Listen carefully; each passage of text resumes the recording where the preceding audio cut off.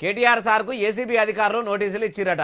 అగో నిన్ననే కదా ఏసీబీ ఆఫీసుకు పోయి మా వకీళ్లను లోపలికి రానిస్తేనే నేను లోపలికి వస్తానని చెప్పి చాలాసేపు బయటనే ఉండి ఉండి యాస్టకొచ్చి పోయిండు.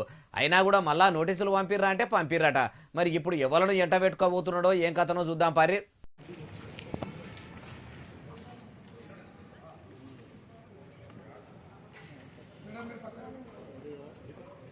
నిన్న మిమ్మల్ని ఒక్కళ్ళనే రమ్మంటే మీరు మీ వకీళ్లను ఎంటబెట్టుకొని వచ్చి పేరుకు బయట నిలబడి కావాలని ఏసీబీ ఆఫీస్ కాడికి వచ్చిపోయినరాని గిట్లా నోటీసులు పంపినరా అంటే కాదట.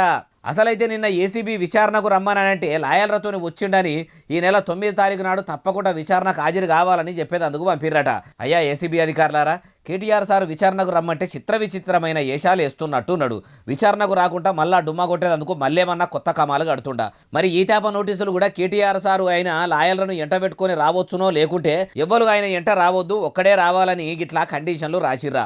ఆ ముచ్చట కూడా మాజీ మంత్రి సార్కి అర్థమయ్యేటట్టు మొదలే చెప్పుండ్రి. లేకుంటే ఈ తేప కూడా వకీళ్లను తెచ్చినట్టు మళ్ళెవరన్నా పట్టుకొని కొత్త కథ చెప్పగల. అయినా ఈ ఫార్ములా రేసులా తప్పే చేయలేదు అంటున్న కేటీఆర్ సారు ఎందుకు వెనక ముంగట అవుతుండో సీదా పోయి ఉన్నదున్నట్టు చెప్పిరాక ఎందుకు నానబెడుతుండో అంటుర్రు ఈ ముచ్చటిన్నోళ్ళు.